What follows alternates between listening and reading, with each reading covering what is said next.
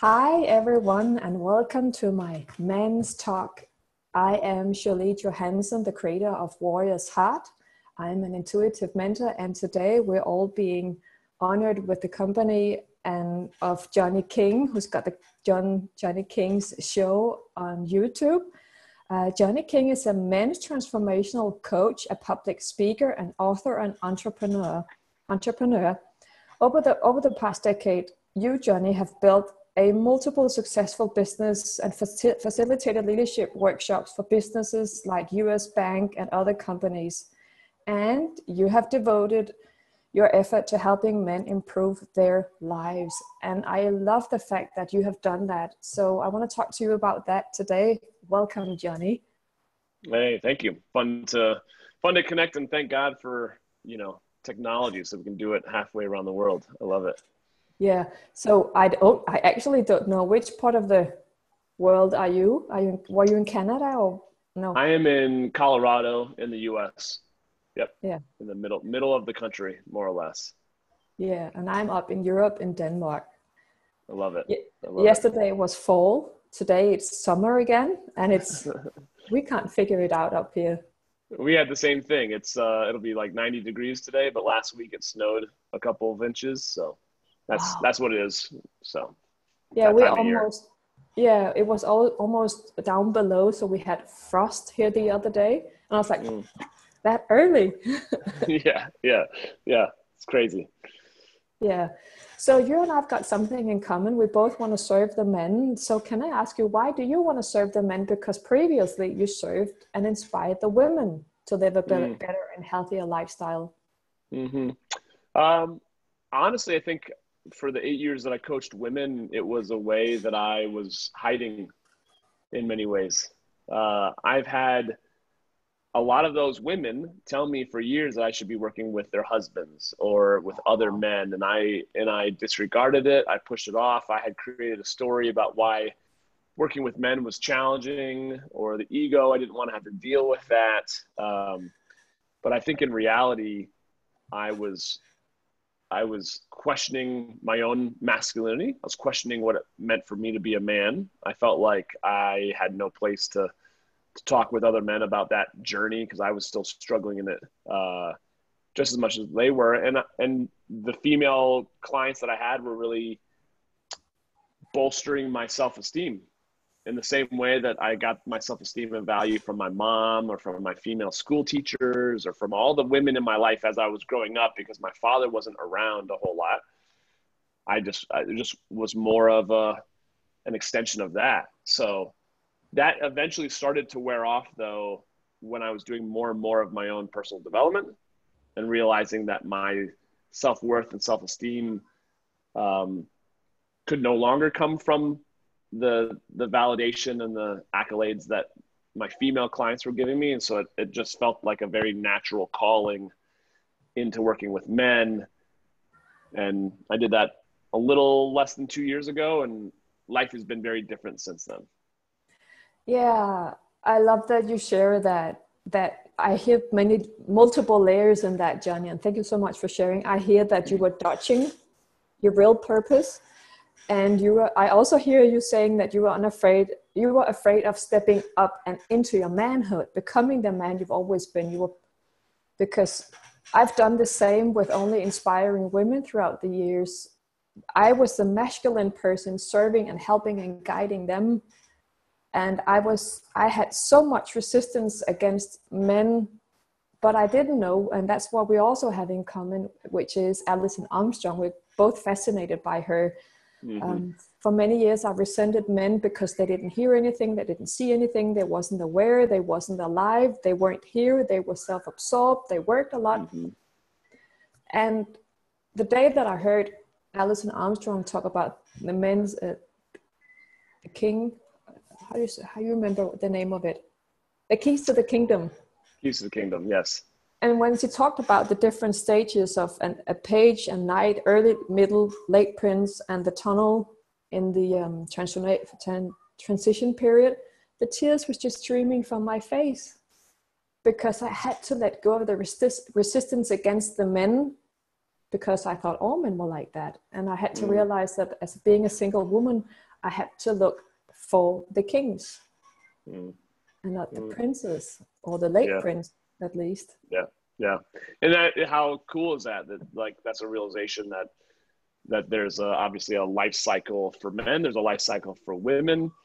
And maybe you, maybe me, maybe anyone that's listening to this have only been attracting a certain stage of partner, intimate partner, or business partner, or people in their lives. It's like, can be very, very frustrating. So yeah, Allison's work has been so instrumental, and I'm just blessed to be able to keep educating more men about it.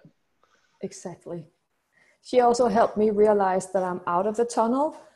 Now I'm a queen, also with the help from the love coach and NLP coach and Dr. Gary Saller, who I worked with a while ago. And I also, like yourself, I realized I want to help men, but I've been so afraid of it, and I don't know why. Probably because my life is going to change as well, because I've been hiding behind the women as well. And I realized that I want to help the men, the late princes, and those men who's in the tunnel, transitioning into becoming a king. I love it. That's really cool. Yeah. So when did you hear about Alison Armstrong's work, and when did you hear about it, and what did it do for you? It's a good question. I think I heard of her a little bit here and there many years ago, probably 7 or 8 years ago, from an ex-girlfriend that I was dating at the time. And she said, "Have you ever heard of Alison Armstrong?" I was like, "No, who is this?" But then I went to a Tony Robbins event in Maui, and a bunch of his content talked about the life cycle of the men and women, and kind of, with permission from Alison, he incorporated it into the seminar. So I was like, "Oh, this is fascinating." So that started my journey. And then of course I started reading her books and doing her programs and stuff like that. So. Yeah. So which seminar did you attend with Tony Robbins? I've done them all many times. Nice. Yeah, I've done them all, and been very instrumental. That one in particular was no, that was a relationship one with the Platinum Partners in Maui in Hawaii. So it was kind of a smaller group meeting or seminar. Well done.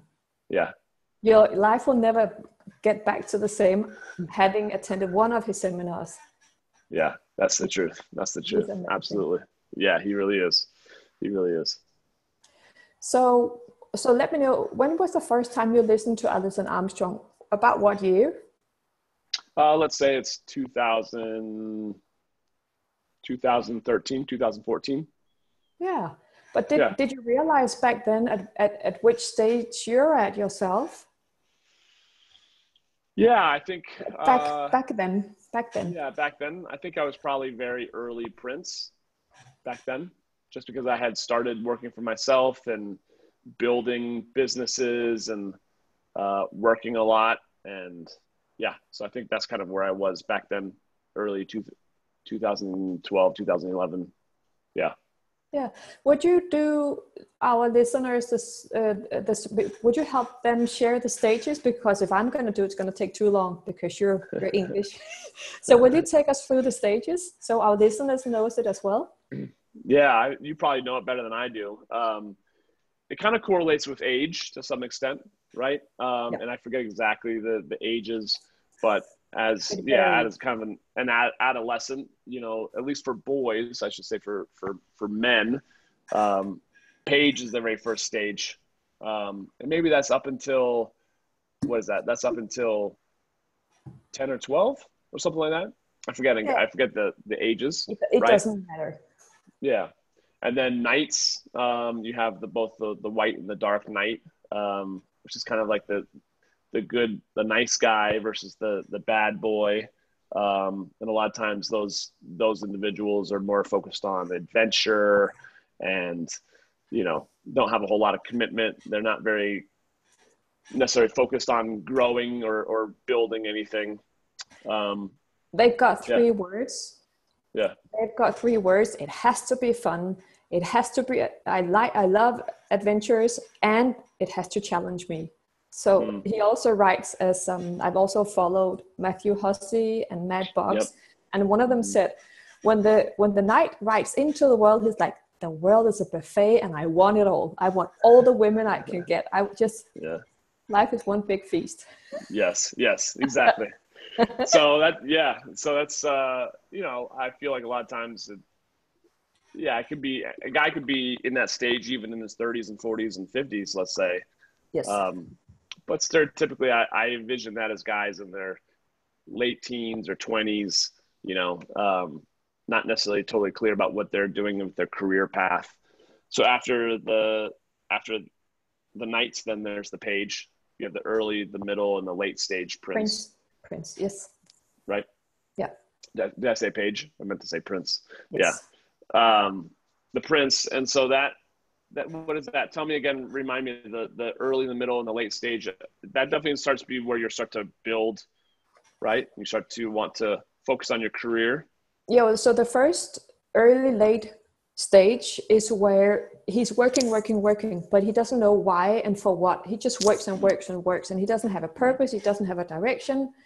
And that's why so many male coaches say you have to have a purpose, you have to get a direction, because the easier you're going to finish that era, which can take at least 10, 15 or many more years than that. Absolutely. So I think I've seen that as well in my own journey, right? You know, early, middle, and late stage prince. And then there's the thing called the tunnel, right? And that is, what signifies going into the tunnel? I'm sure you could probably tell me. Yeah, because I was 3.5 years in the tunnel, and it actually started when I moved back from France after I just turned 40. I'm so sorry for the lighting. I've moved around my whole flat because of the light. I'm so sorry. It's all good. Good. So I went home from France the early 17, and I knew where I wanted to go in life. I wanted to have my own school. I wanted to meet my husband. I have all these visions, but I had barely.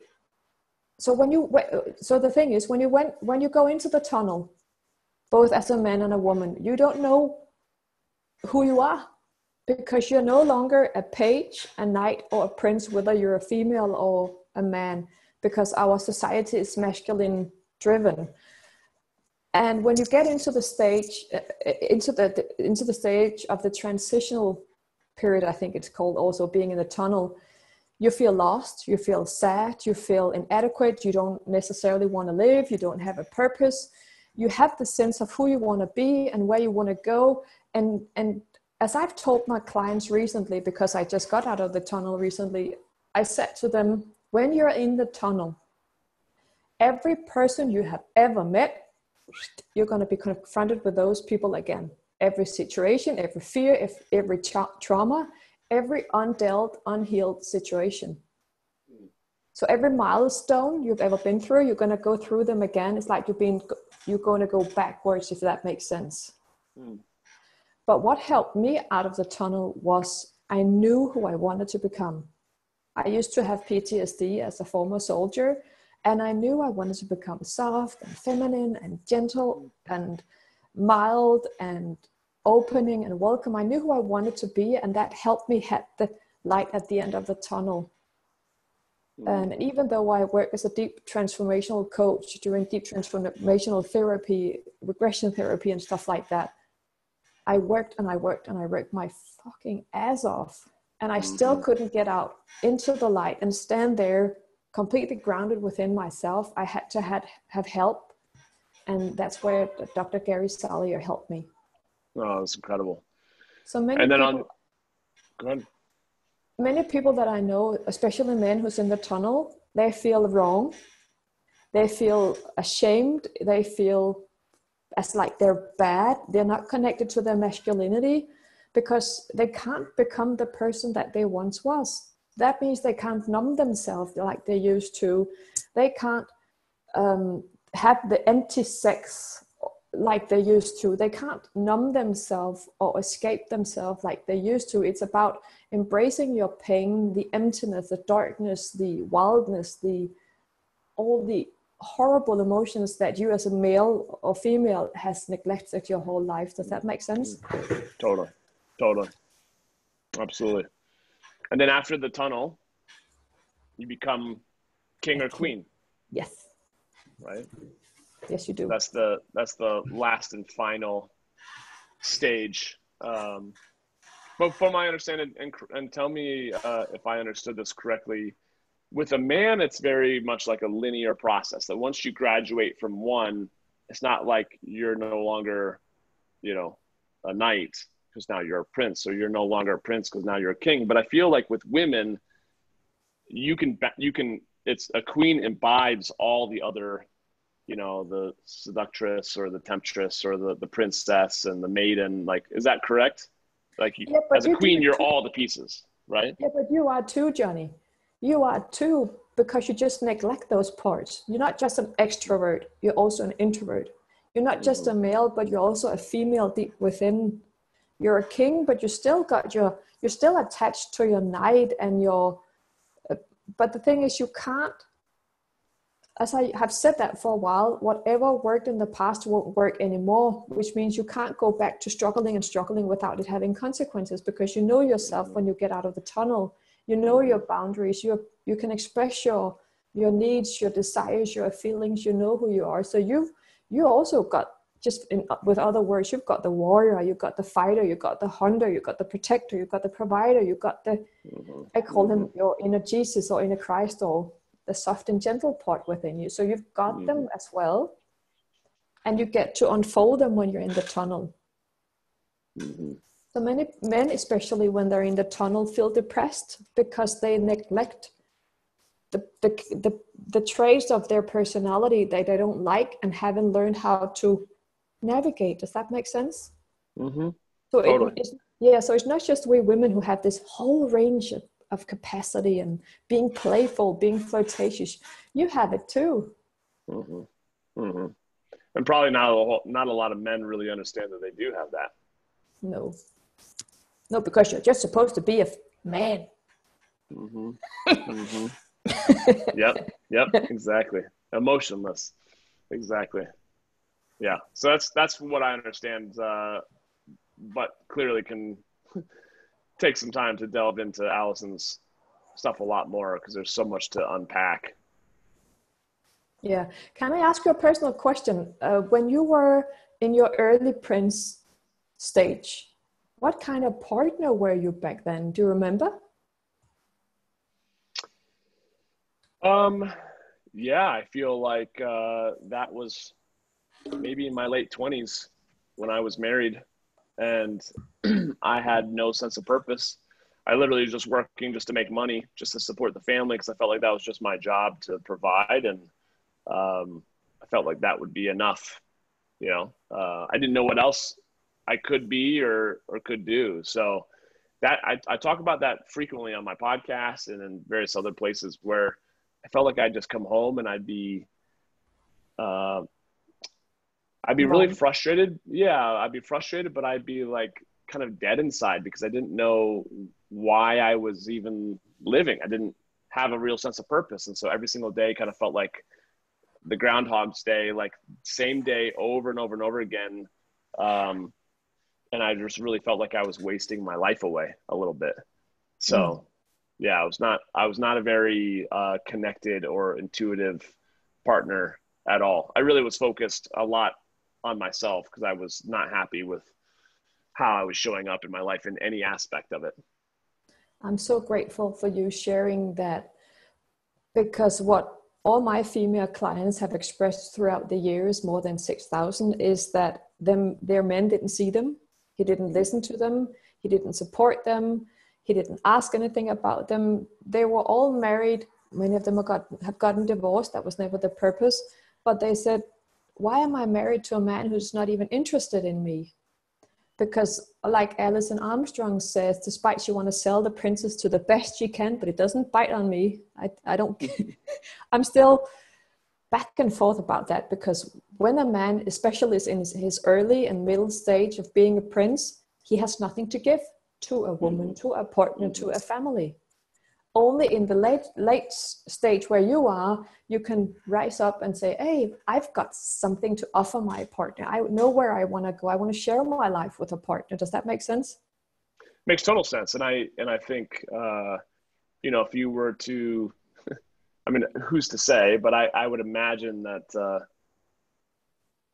that I did a lot of those things where I just wasn't hearing, I wasn't giving a whole lot. I wasn't present, in that relationship. And she probably felt very lonely and disconnected from me, which is too bad, and then I just question whether or not, I mean, I guess the journey of life would have taken me to where I am now in one way or another. I felt like I've always had it in me, but I do feel like my divorce was a catalyst to really driving towards improving, and in growing through those stages. Cause I was really, really unhappy with or without her, not because of her, but just because of me. Right. And that's so sad. Thank you for sharing that, Johnny, because I have cried so many tears, and so have billions of women out there, because they're like, what am I doing wrong? Being married to a prince, what am I doing wrong? Why doesn't he see me? Why doesn't he support me? Why doesn't he love me? And I am aware that many women will couple up with a partner to help her feel complete. Mm-hmm. But I've helped thousands of women who still, despite their tremendous effort in doing the inner work, felt lonely, neglected, wronged, resented by their partner and hated by them. And what I see, I've interviewed more than 30 experts on relationships and love wounds and stuff like that, because it truly has had my interest, because I've been single for many years. And I see that the reason why that the world has such a high divorce rate is because of the princes. Because so many princes, so many gorgeous men with such great potential doesn't know where they are and what they're doing, and how being a prince affects everyone around them. And I wish that more men knew about this. Yeah, I mean, I guess that's why we're doing the work that we're doing, but I would say, whether it be for my ex-wife or other, ex-girlfriends that I've dated who kind of felt maybe similarly, I truly hope that none of them really felt like it was them. Granted, it takes two to tango, and we all have to show up. And I wouldn't say that each of my partners have all been perfect, but who is perfect, right? Yeah, exactly. So, but it's really, I was acknowledging, and even in my marriage, I was very open and honest and taking responsibility for saying, like, this is really more about me than it is about you, but I think life had to go exactly how it went, because I don't think without that pain of that divorce, I don't know if I would have been so driven to be where I am and who I am today. So I'm so grateful for it, because it was the worst and best thing that ever happened to me. Yeah. And I'm very grateful for what you're sharing also, because like you're saying, I didn't do it deliberately. I knew it was about me. And the thing is, no woman or if you're married to a man, being a man, no one married to a prince can get their prince partner to engage in their partner in their marriage, because you have so little to give, if any at all. Yeah, exactly. Yeah, and I found myself, playing the victim card at times, being like, what did I do wrong? What did I do wrong? Because I neither drank or did drugs or looked at pornography or cheated or called her names. Like, I was a good man, like at the end of the day, though, like, just being good enough of a man, and not doing, and just being that nice guy who doesn't do anything wrong, but also doesn't do anything great, is not enough to keep, a good woman by your side. So that's where this is a big part of where I'm now supporting men in that sense. But it's like, we have to no longer be willing to accept good enough or mediocrity in our lives as men. And it has to strive for, excellence and being extraordinary, raising our standards. Otherwise, either you're not going to be in a relationship with someone that you can truly share it with, or you're going to be in a relationship where your partner is accepting life that's just vanilla, and that's boring, and that's not all that challenging, and it's not worth, I think, going through the motions on. So no. So thank you so much for sharing that. And that is also what I've seen throughout the years. So many people would rather settle and just eat, we call it eat all those camels and not speak up. They rather be in a relationship and suffer rather than being alone. But one of the dating coaches I listened to a couple of years ago, she said she made a survey, and it turned out that men would rather be alone, feeling completely lonely and like crap because of that, than they would be in a relationship with a woman that made him feel wrong. Mm-hmm. Mm-hmm. I read a book too that said the same thing, that more or less that men would rather be alone than be in a relationship where they felt disrespected. Yes. Yeah. Would you like to share a little bit with us about the time of your life when you were doing drugs, and how did you get out of that? Because I know you're healthy and doing well today. Yeah, maybe I miscommunicated. I've never been into drugs. So I never did drugs. I never did alcohol. I never did anything that a lot of guys my age have dabbled with. So yeah, maybe I misspoke, but I haven't done drugs, gratefully, knock on wood. But I definitely deal and work with a lot of guys that struggle with substance abuse. And a lot of that, I think, comes from a place of, feeling unworthy and just using it obviously as a way to sabotage, but also a way to numb away feelings and pain and to escape, so it's a tough place to be. But no, I've never used drugs that much. Well done. Yeah. Well done. So you've written a book. Would you like to talk about that? I'm sorry, I couldn't find it. I would have preferred to listen to it. It's not quite done. I'm still writing it. But it's called Becoming Kings. And it really is about, supporting men in the same journey that I'm on. And, it's essentially about men supporting other men to get to a place where we can have it all, where we can have abundance in our relationships, in our health, in our financial health, in our spiritual health, just abundance at all. Because ultimately I want to achieve that level at some point where I can look back on my life and say, I've lived my very best life, and I've given it my all. And because I feel like that is the legacy that we get to leave. We either get to leave a legacy of what not to do, and so future generations can be like, that's definitely not what I want to do, or what I don't want to become, or we can leave a legacy of an example of what's possible. And I think that's more of what I'm writing about in my book, is supporting men and, again, raising their standards and being able to be proud of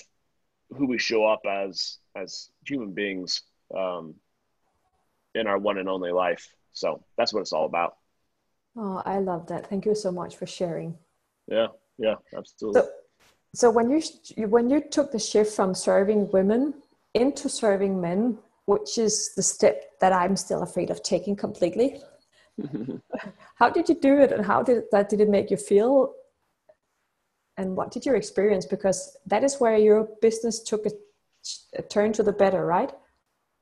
Yeah. I mean, I still feel like I'm in many respects, I felt like I've had to take one or two steps back.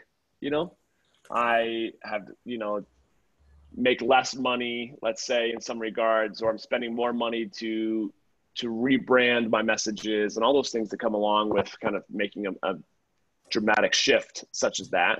But I do feel like in 2018, I joined a mastermind that I was a part of, and I was really searching for what's next, because I was confused about the fact that I had all of the right ingredients to be successful in working with women, but I had plateaued both in my level of motivation to grow my business, but also in my income. And I was like, me too. I've been there for a while, because I know I'm not taking the final step. Yeah.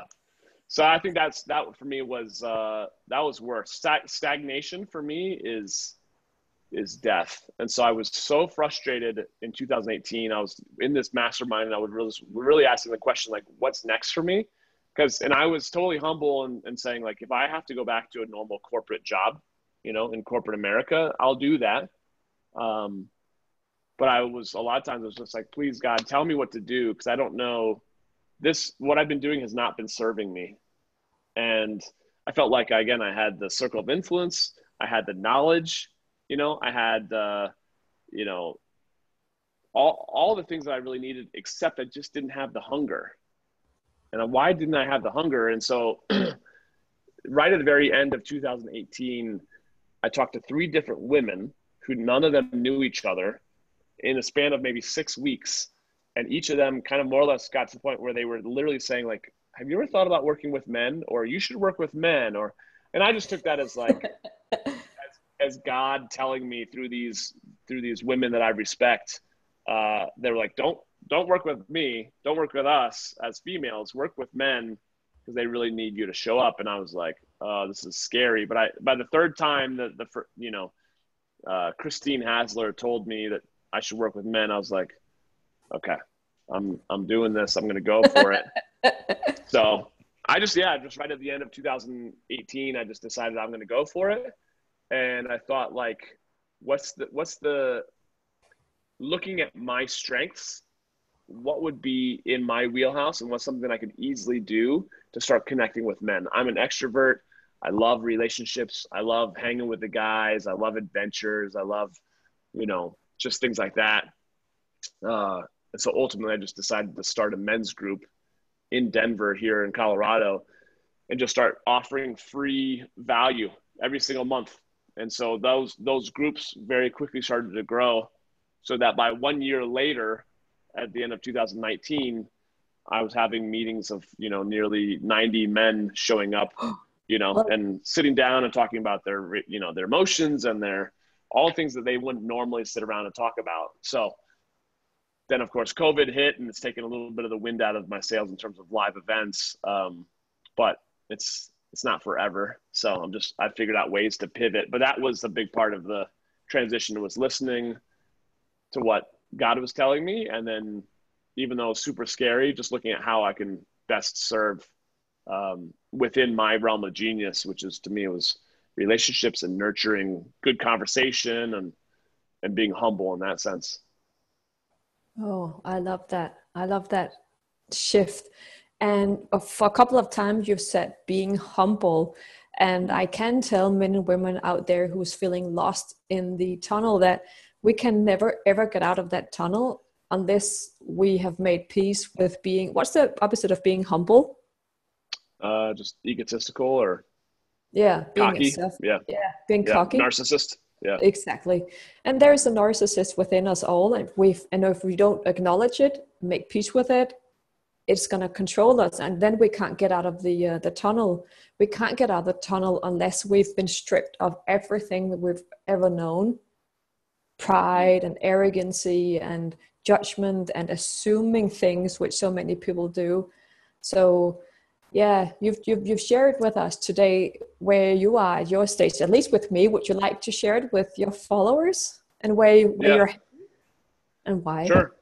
Sure. Yeah. I mean, I think I think you do touch on a really great point, which is a big part of what I feel like holds men and women back is the ego, right?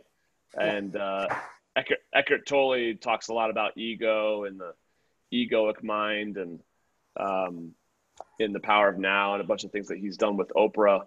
But I love that anytime I really feel like I'm struggling, it's usually because my ego is getting in line, and either I'm beating myself up or things should be different, where I just feel like humility isn't weakness. It's just, it's thinking about myself less, right? Yeah, and being able to say, oh shit, I fucked up. I'm so sorry. Like today we had an issue with the sound. We thought it was you. And I was like, oh my God, it was me. I'm so sorry, Johnny. Just owning our shit, owning our darkness. I don't want a perfect partner, but I want someone who knows when he's doing something wrong and can adjust, not only own it, say I'm sorry, and then adjust accordingly.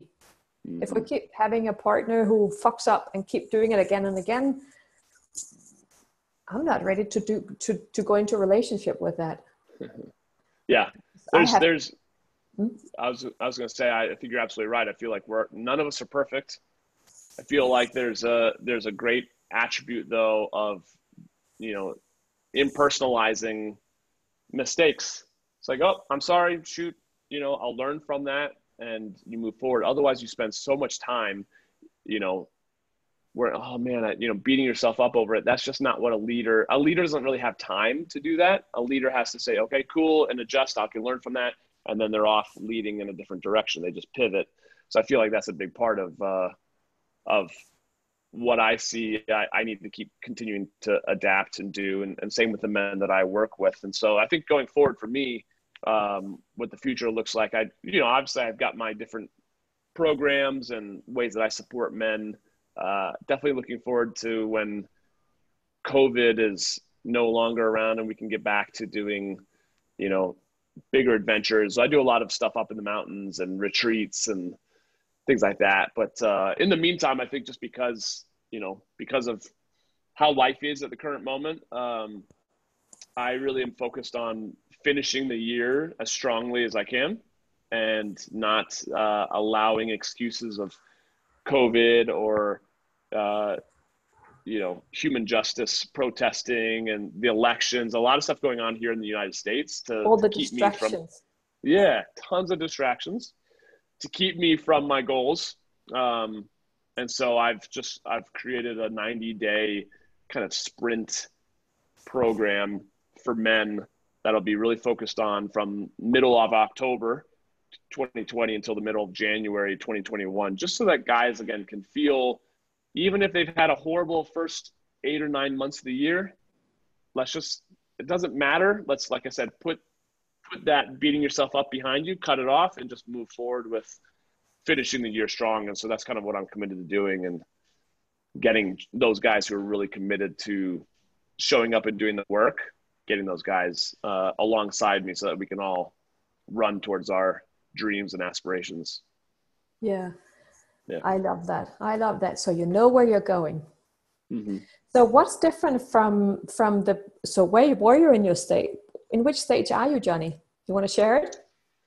Sure. I mean, I believe I'm in maybe late Prince. Yeah. And so can I ask you this as a coach as well, intuitive mentor? Yeah. So who is the Johnny you want to become? What's different from him so you know who you're heading towards becoming or evolving into? Yeah.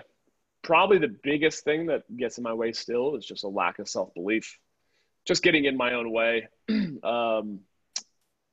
Getting down on myself, not believing in myself. Too high demands, pressuring yourself too much. Yeah. Also kind of staying in confusion a lot of times. I'm like, if I only knew, if I had greater clarity. A lot of times I really do know what the answers are, but I use that area of confusion to, allow me as we call it in the United States, like a chicken exit, an exit where I can escape staying, in the lane that I need to be in. So yeah, I think just greater and greater and greater confidence, which I can see over the years is coming. I mean, it continues to evolve, but I will be happy I envision that as a king. A king knows who he is. He doesn't have to prove himself to anyone but himself. And that'll be it. I can see both. I'm going to be grateful for when I'm there, but I'm also grateful for where I am, Exactly, because you have waken up. You are taking responsibility. You are in your spiritual leadership, as I call it. Yeah. So Yeah, exactly. So that's yeah, exactly. So there's many men who can look towards you. And I also see intuitively that you're gonna quicker burn off your life karma when helping others who are where you are or where you once were. Mm-hmm. Mm-hmm. And the other day I spoke to a guy about what a magnificent nature and experience I had visiting Kronborg in the north of Denmark, which is where Hamlet, that thing was going on back then. And this guy said, there isn't much nature there. And I said, don't change my perspective on that. Don't. I had a great experience. I loved it. Don't diminish it. And he was like, oh, sorry. I won't do that again. And then the next day he did something similar and he still apologized. So it's also about owning out, knowing what am I doing wrong and figure out why do I do it? Why do I, Johnny, keep beating myself up? Because you can't stop that behavior until you figure out what triggered it when I was a child. Mm-hmm. Mm-hmm. When I was in my late Prince stage, I was struggling and working in my business. Oh my God. And I was like, I'm so tired. And I lost my dad at the age of 9. And I'm a psychic and I can see your past life, your life lessons. I can see everything around you. So I said, Dad, come down here and tell me, where do I have this pattern from, being a workaholic? So he showed me all the pictures of him working from morning to evening. I was like, oh my God, now I get it. So it's also about what type of mom did we have or do we have? What type of father did we have? What was their life perspective? How do they perceive God or spirituality, life, love, and themselves? Because we believe that I have to be like my mom or my dad. So we're either black or white or opened or closed. We're so caught. But none of us realizes that in the middle is the balance between how our father was or is, no, mostly was, and our mom.